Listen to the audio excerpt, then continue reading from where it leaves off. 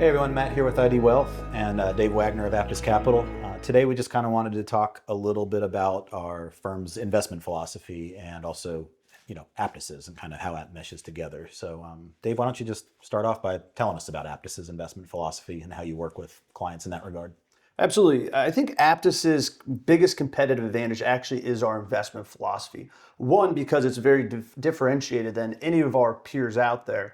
But number two is I think we do a great job of kind of looking through the windshield instead of the rear view mirror and kind of skating to where the puck is going from an investment competitive landscape. Something that a lot of our peers that we see, whether it's here in Tennessee or throughout the entire country, they're not doing yet. So I think we definitely have a huge leg up versus our peers because we think very different.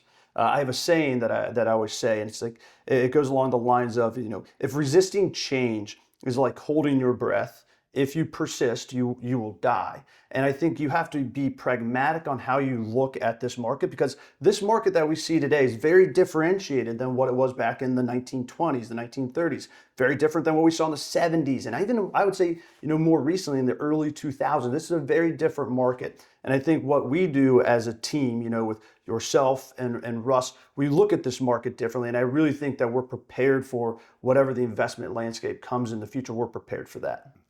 That sounds great, Dave. Could you give maybe a couple examples of what you mean by what differentiates us or differentiates the markets from past? Absolutely. And I think you could bifurcate this into two different parts. I think one's the necessity to own risk assets. And I think the second one would be, understanding that there's always going to be a wall of worry to climb and everyone wants to be conservative in the market. So everyone goes towards fixed income. But I think an over-reliance on fixed income right now is one of the worst investments that you can have out there.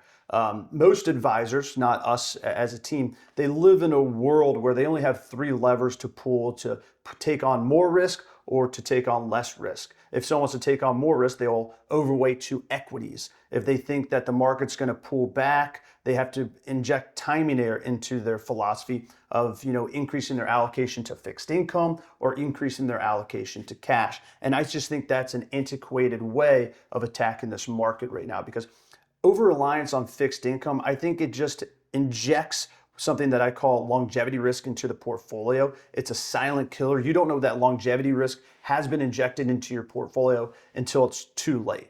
But what is longevity risk? Longevity risk is simply having to, work longer because you didn't save enough money or spend less, i.e., this is some type of lifestyle change. And again, I think you inject this longevity risk into the portfolio if you over-rely on fixed income. So what do I mean by over-relying on fixed income? What are the risks and the pitfalls here? Well, the first one is going to be that I don't think it's going to give you the return necessary to meet your retirement goals into the future. And the second reason would be I don't think it's going to give the correlation benefits that it has historically given versus equities. Meaning, historically speaking, if something has an inverse correlation, if stocks go up, bonds should underperform. But more importantly, people utilize fixed income to support on the downside, meaning that if stocks go down, fixed income goes up. Well, that's a phenomenon that's only really occurred over the last 20 years. And really since COVID, since 2022, this whole market has evolved where stocks and bonds, they become more positively correlated. So we have to start thinking outside the box, and we've done a great job on that relative to a lot of peers that, hey, if fixed income isn't going to give me the support on the downside protection, because we all want to focus on downside protection because we all know the utilization theory that a 10% pullback in the market hurts almost mentally 10 times more than a like-minded 10% increase. And we all know the bad math of drawdowns. If the market pulls back 10%, you need 11.1% to get back to even. So a lot of people want to rely on fixed income for that safety, but I don't think it's going to provide the safety net that we've been accustomed to over the last 20 years. I simply think that bonds are just safely losing you money. So as we've evolved our thinking and our investment philosophy over the past 5 years together as a team, with you and Russ, our philosophy is let's own more stocks, let's own less fixed income, but let's have a buffer in place there of owning volatility as an asset class so we can own more risky assets without injecting more volatility or more risk to the downside. And I think we kind of have a perfect blended concoction at the overall allocation level where we can do really well on the upside, but also have our cake and eat it too to make sure we protect capital on the downside. Yeah, it sounds great. And we talk all the time about how timing the market is a loser's game. And timing the market isn't just going to cash and getting back into stocks. It's also how much stocks or bonds or how risky we want to be. And if we can just keep everybody kind of in their risk tolerance and just manage around that and not make a bunch of decisions, the outcome is better defined. Absolutely.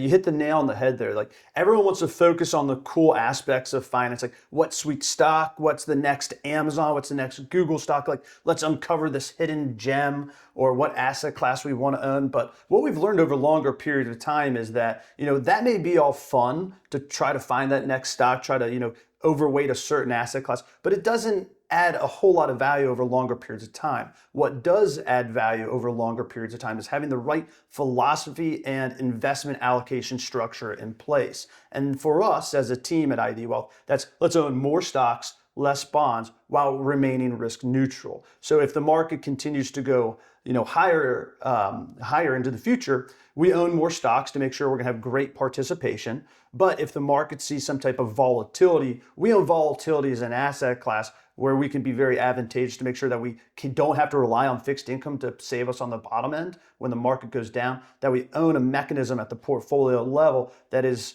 almost certain to make sure you can protect capital on some type of pullback. And then you're still invested. So when the market recovers, you're not sitting, behind the 8-ball. Yeah, I mean, we all know those stats. When you time the market, you have to be right twice. Yep. When you sell, and then when you buy back in, it's very easy to sell. It's very difficult to try to buy back in because there's always the need and expectation to be very conservative in your portfolio because you're afraid of the downside. Yeah, we always tell clients that you should have a lot of excitement in your life, but your meeting with your financial advisor should be pretty boring. And so, by keeping it focused and keeping it kind of straightforward, it's not exciting, but it works over the long term. And we're excited to have these conversations because I'm a big believer that conviction resonates. And as financial translators, we want to show you the conviction that we have in what we're doing. One, why it's different, but two, why we're so excited for how we're positioning into the future as this market continues to evolve.